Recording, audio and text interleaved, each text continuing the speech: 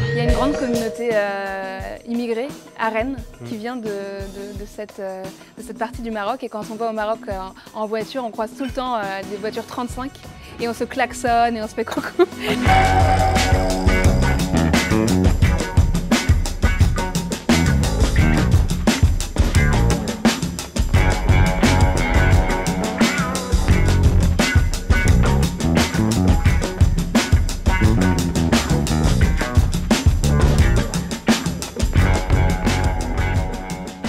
Bonjour, bienvenue dans À la Rennaise, la nouvelle émission du Mensuel de Rennes où on va boire un coup tous les mois avec un artiste rennais. Et aujourd'hui, on accueille Leila du groupe Leila and the Koalas. Bonjour. Bonjour. Alors Leila, tu es rennaise, tu es née à Bourg-Barré et aujourd'hui on est au Bloom Pop à La Courouse. Donc c'est un bar, qu'est-ce qui représente pour toi ce bar ? Pour moi, c'est un lieu qui est vraiment représentatif du renouveau de la ville de Rennes, de l'exploration de quartiers qui sont habituellement un peu délaissés par les lieux de vie commune, les bars, les restos. Et je trouve ça trop chouette de sortir un peu du centre et d'aller vivre ces moments de convivialité ailleurs. Leila, on te connaît pour ta voix, pour ton style folk, jazz, soul. Et en ce moment, tu es dans un projet très différent. Tu t'es lancé dans des reprises de Brassens, comme La Mauvaise Réputation, par exemple. Et ça s'appelle Brassens encore. C'est ça. En fait, pendant le confinement, je me suis retrouvée à réécouter ces chansons de Brassens que j'écoute depuis l'enfance, grâce à mes parents. Et j'ai eu envie de reprendre ces chansons, mais d'une manière un peu différente. Et on s'est entouré avec Paul, mon collègue de toujours et ami.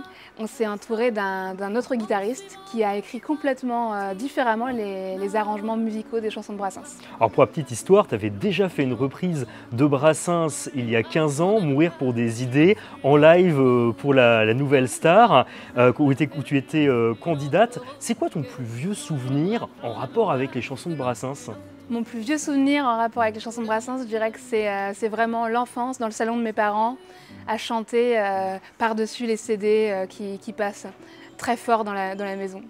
Alors c'est un grand écart que tu fais entre la musique plutôt d'inspiration américaine et puis la chanson française. Ouais, pour moi, c'est pas un grand écart, c'est l'acceptation de toutes les identités qui nous composent. Et il y a en moi des influences très fortes américaines parce que j'ai pas mal passé de temps là-bas et j'adore cette musique et le gospel. Mais il y a aussi beaucoup la chanson française et plein d'autres musiques, notamment d'Afrique du Nord.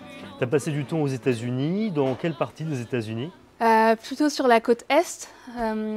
J'ai fait un grand voyage de Boston à Nashville et puis ensuite je suis retournée dans le sud-est des États-Unis, en Virginie occidentale, en Caroline du Nord, Alabama, voilà. Sweet Home Alabama. Voilà, c'est ça. J'ai posé une question un peu idiote, mais Brassens, il est connu aux États-Unis ou pas du tout ? Brassens n'est pas très connu aux États-Unis. En revanche, il est connu en Europe centrale, en Europe de l'Est. On a joué Brassens en concert en Pologne, en Allemagne. Ah, en Pologne ? Ouais.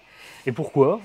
Je crois qu'il y a des liens avec la francophonie qui sont assez forts et il y a un lien aussi avec la culture bretonne en Pologne. J'ai appris que pendant l'ère soviétique, la Bretagne étant très catholique, les catholiques polonais ont noué des liens avec la Bretagne. Enfin, j'ai appris plein de choses sur cette histoire-là. Et la musique bretonne, c'est quelque chose qui t'inspire aussi, qu'on retrouve un peu dans tes chansons ? On la retrouve assez peu dans mes chansons, sauf dans cette version de La Mauvaise Réputation où il y a quelques petits chants qui passent par là. Je suis bretonne, je suis née à Rennes et j'écoute régulièrement la musique bretonne. Je suis assez imprégnée de cette culture tout en étant un peu éloignée de ce monde. Mais j'ai des bons souvenirs de Fest-Noz en étant petite avec ma maman. Ah ouais, t'es allée en Fest-Noz ? Ouais, on allait en Fest-Noz autour du Salle de Bretagne. Il y avait une bonne culture de cette musique. Donc tu danses ? Non, très mal. Bon, l'important c'est de s'amuser. Ouais, c'est ça. J'aimerais bien apprendre les danses, j'aimerais bien. Tu parles un peu breton ? Pas du tout. Ou gallo ? Absolument pas. Absolument pas. Mais par contre, l'anglais, tu maîtrises ? L'anglais, c'est une langue que j'adore. C'est une langue pour moi de libération depuis que je suis petite. Et une langue qui m'a connectée aussi à ma famille. Quand j'allais au Maroc, quand j'étais petite, je rencontrais mes cousines qui parlaient très bien anglais, qui vivaient à Amsterdam. Et on n'avait que cette langue en commun, donc on chantait les Spice Girls dans cette vieille maison familiale autour des moutons, parce qu'on allait dans la petite cour où il y avait les moutons. Et on se mettait là pour chanter les Spice Girls. Et je crois que depuis, la langue anglaise, c'est la langue qui me libère, qui libère mes émotions, la parole, et qui me connecte au monde. Et du coup, j'ai gardé ce très fort lien à la culture anglo-saxonne. C'était dans quelle partie du Maroc que tu allais en vacances? J'allais dans ma famille, dans le sud-est du Maroc, dans les montagnes de l'Atlas, près de Ouarzazate. Ah ouais, superbe. Il y a une grande communauté immigrée à Rennes qui vient de cette partie du Maroc. Et quand on va au Maroc en voiture, on croise tout le temps des voitures 35 et on se klaxonne et on se fait coucou. Ah, c'est marrant. Ouais, c'est drôle. Le 35 au Maroc. Ouais. Je crois que nos verres arrivent. Oui. Merci beaucoup. Merci. Alors, tu as commandé quoi? J'ai commandé un thé au jasmin parce que je suis super fan de thé vert particulièrement, et je passe mes journées à boire du thé. Bon, désolé, j'ai un peu parlé de la nouvelle star. Tu dois trouver ça un peu lourdingue qu'on te renvoie toujours à cet épisode de ta carrière? Ça me dérange pas trop. Ce qui me dérange, c'est quand on le fait sans me le demander. Par exemple, si je fais un concert et qu'on note nouvelle star, bon, je trouve que ça me définit pas du tout musicalement aujourd'hui. En revanche, ça fait partie de mon parcours et je le renie pas du tout. C'est un élément de ma vie comme un autre. Et pour en revenir à la langue anglaise, la maîtrise de cette langue, parce que tu as quand même un super accent quand je t'entends chanter en anglais, même il y a 15 ans, c'est notamment sur la reprise de Babouchka, c'est excellent, ça a dû énormément t'aider pour justement aller aux États-Unis, faire évoluer ta carrière, peut-être rencontrer d'autres artistes internationaux? Oui, c'est vrai qu'en partant aux États-Unis, j'ai beaucoup rencontré de musiciens, notamment une communauté folk américaine qui est très solidaire et qui est très marginale aux États-Unis, qui est magnifique, qui joue une musique traditionnelle américaine. En revanche, pour l'accent, moi j'ai toujours eu l'impression que je faisais beaucoup d'efforts pour faire un bon accent. Et dès que tu te retrouves en Angleterre ou aux États-Unis et que tu parles anglais, les gens disent "Oh, I love your French accent." Et là, tu es "Ah, ok." En fait, j'ai un sale accent français quand je parle anglais. Non, apparemment, c'est plutôt un charmant accent français, d'après ce que tu me dis. C'est ce qu'on va se dire. Ouais, ouais, après, j'ai réalisé que quand tu voyages, parfois, il vaut mieux calmer les efforts pour essayer d'avoir un accent authentique, parce que de toute façon, on entend toujours ton accent français, et finalement, les gens trouvent ça assez exotique, charmant, et puis ça crée de la discussion. Ça crée de la discussion. Ah ouais, d'où tu viens? Tu viens de France? Ouais, c'est ça. Donc maintenant, j'assume un peu plus. Voilà, de toute façon, je suis pas bilingue et j'adore l'anglais, mais voilà, ma langue maternelle, c'est le français. Mais tu aurais pu partir vivre aux États-Unis ou même à Paris. Il y a beaucoup d'artistes qui font ça. Tu as choisi de rester à Rennes, ou en tout cas en Bretagne. Non pas qu'on s'en plaigne, hein, on est très content de t'avoir. Mais qu'est-ce qui a dicté ce choix de rester près de tes racines? Je suis complètement amoureuse de la Bretagne et de la ville de Rennes. Je me suis déjà, en effet, imaginé vivre ailleurs, mais plutôt à l'étranger, en Angleterre ou en Écosse. Je suis très sensible aux îles britanniques, à leur énergie, à cette culture. En Bretagne, il y a quelque chose d'unique. Je pense que tous les Bretons se reconnaissent là-dedans. Une énergie, une proximité avec la mer et avec la nature. Et là, les Bretons vachement chauvins. Ouais, on est unique, ouais. Représente. Ouais, c'est ça. Bah, je suis peut-être un peu chauvine, je ne sais pas. Mais je me retrouve là-dedans. On parlait tout à l'heure de la musique bretonne. J'adore cette culture bretonnante. Même si j'en fais pas vraiment partie, je regarde ça un peu de l'extérieur, mais je me sens chez moi ici. Et j'adore l'accueil qu'on fait aux autres. Enfin bref, il y a plein de choses que j'aime en Bretagne et je n'ai pas envie de quitter la Bretagne. Léla, avant qu'on se retrouve ici, je t'avais demandé de nous apporter un objet culturel qui compte pour toi. Est-ce qu'on peut le découvrir ensemble? Tout à fait. Alors, j'ai apporté un village de Madeleine de Cinetti. C'est une collection de ses photos. Je ne sais pas si tu avais vu l'expo, mais je crois que tu m'as dit que oui. Ouais, l'expo au Champ Libre. Ouais. En fait, j'ai découvert le travail de Madeleine de Cinetti en allant voir cette expo. Je suis allée voir peut-être 4 fois, 5 fois, j'en sais rien. Qu'est-ce qui te touche dans cette expo? En fait, ça parle d'une partie de mon héritage familial et culturel, parce que mon papa vient donc des montagnes de l'Atlas au Maroc. Et ma maman, c'est vraiment une bretonne de la ruralité bretonne. Elle vient d'un petit village près de la Garge de Bretagne. Et donc, ses grands-parents étaient agriculteurs. Mon grand-père était coiffeur. Ma grand-mère était bonne du curé. Il y avait vraiment un lien très fort à la vie de village. D'un village breton et de ses cultures, de ses traditions. Et c'est un peu en train de se perdre. Ça s'est perdu à partir des années 70-80 avec le remembrement, l'agriculture intensive.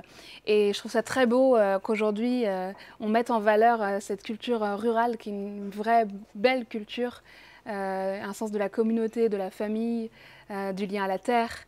Et pour moi, c'est très important qu'on se reconnecte à ça, même si je suis quelqu'un d'assez urbain finalement. Mais je me sens très liée à cet héritage par ma maman et par mon papa. Ça te ressource, en quelque sorte. Ouais, la ruralité me ressource et j'ai grandi en pleine campagne et j'y retourne en ce moment puisque je vais m'installer dans la campagne du Morbihan.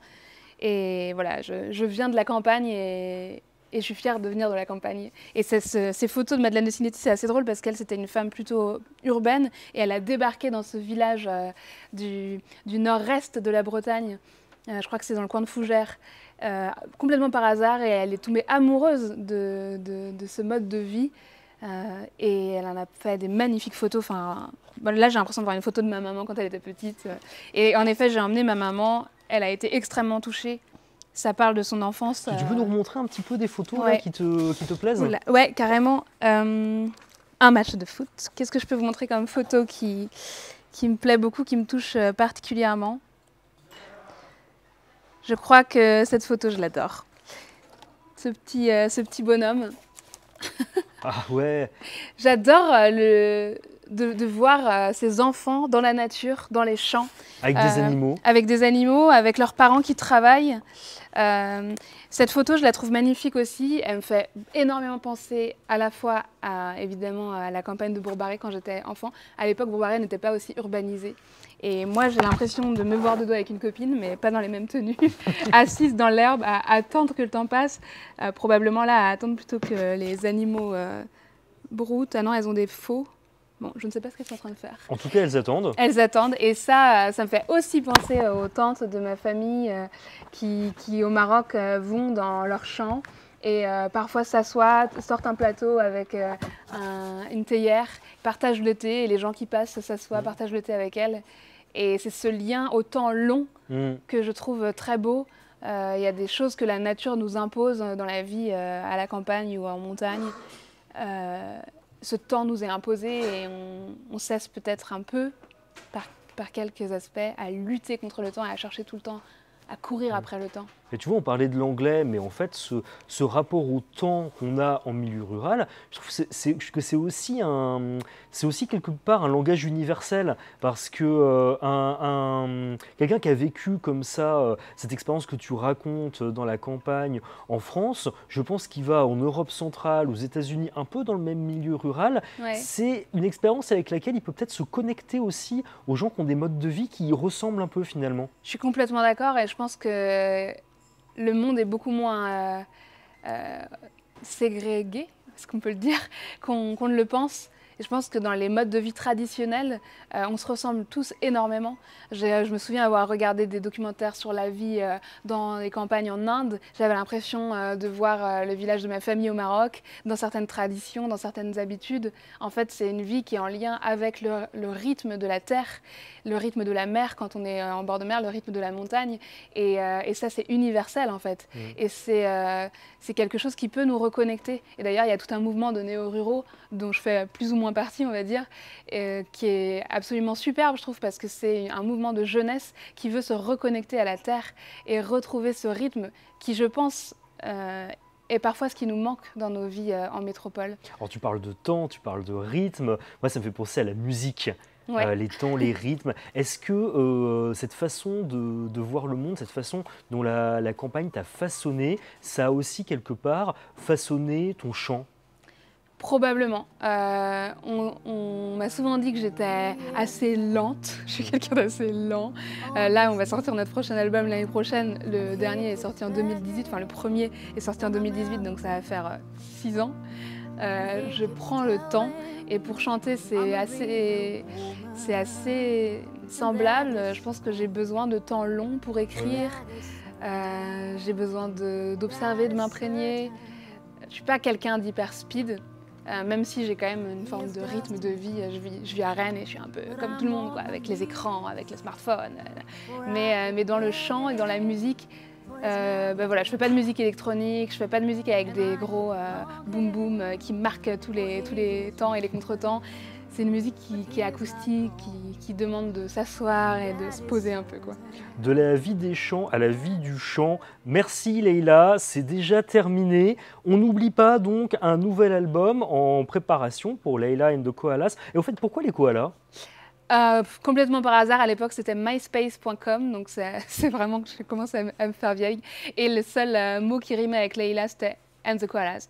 Et après on a inventé tout un tas d'histoires pour raconter ça, mais en fait Leïla and the Koalas c'est un peu le hasard.